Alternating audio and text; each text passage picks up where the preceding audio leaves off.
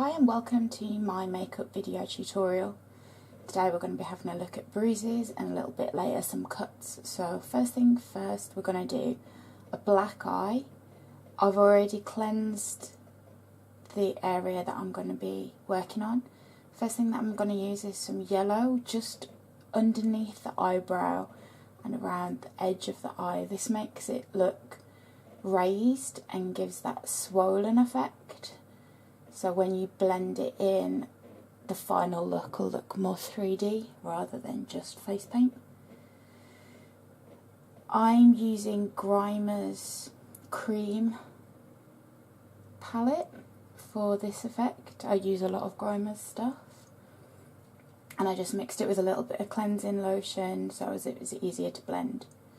Now I'm going to go in with the blue. The blue I'm going to work into the inner corner of the eye and over the top of the eyelid and a little bit underneath. Once I've applied it with the brush, I'm going to just blend it with my finger. You can also use a sponge. And don't worry at the moment if it looks a little bit too blue, because you are going to blend it with red and you'll blend it into the yellow as well. So you don't want to go too close to the eye here. You want to kind of follow the socket of your actor or model. So as you get that full kind of sunken look that you get with black eyes.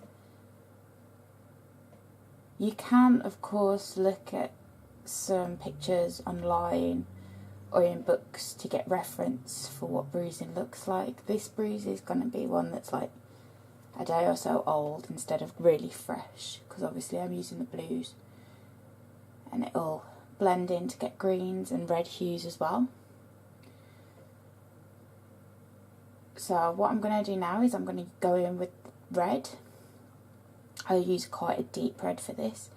And I'm going to line the eye in it, like on the top of the eyelid and at the bottom of the eyelid, as well as blend into the blue and a little bit of the yellow.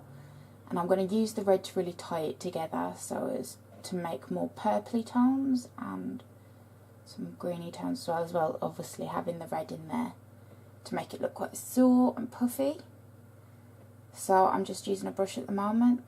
See how I'm asking the actor or model to look up towards the sky instead of them kind of looking forward. That way they're less likely to blink and you can get closer to the eye without irritating the actor. So just blend it to your eye and obviously your references as well. And there we have it, a black eye effect. As you can see, it kind of looks really sore, looks raised just at the eyebrow and it looks sunken towards the middle, and that's a black eye effect. Now we're going to move on to a kind of larger shaped bruise, like an impact wound. Again, I'm starting with the yellow, if I can get it on the screen. And I'm just going to apply it to the head and do the general shape of what I want at the moment. So along the forehead, it's going to be darker at the top and going round onto the cheek as well, kind of following the bone. So I don't want to go into the eye socket like I have with the black eye on the other side. It'll look like it's kind of fading. And I'll go in the blue now that it's going to be stronger along where the impact is meant to have been. So at the top of the head, like an egghead type effect. Down across the brow, like the bone at the brow. And this will kind of add shape and texture to your bruise, as well as making it look like it's got some depth instead of it just being really flat.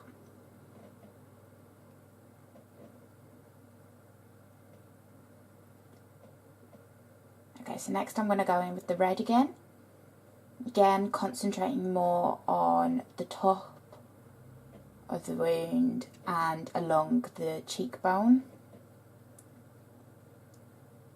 This is going to blend in the yellow and the blue as well, so it'll create that purpley tone, and it'll be darkest where you want the wound to have been actually impacted. The rest is kind of not going to be as dark. It's following the cheekbone and the top, and as you can see it looks like it's raised slightly, and I haven't added anything else. I haven't had any wax or anything. This is just makeup.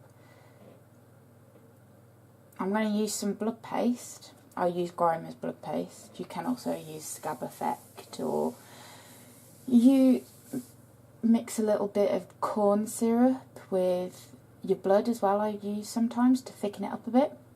And basically, I usually use a stopple sponge here, but I need a new one. So I'm just using my fingers now to kind of add a little bit of grazing, make it look like there's a couple of scabs on there from where it was hurt, and there is the second bruising effect. You can obviously do these anywhere on the body, it doesn't really matter. You can use the same technique for arms, legs, torso. It's pretty much the same. Obviously, if you want it to look like a fresh wound, you use more reds, and if you want it to look older, use less red, use more the greens and the blues and the yellows. And that's that for that one. So I hope you enjoyed it, and thank you for listening. Enjoy.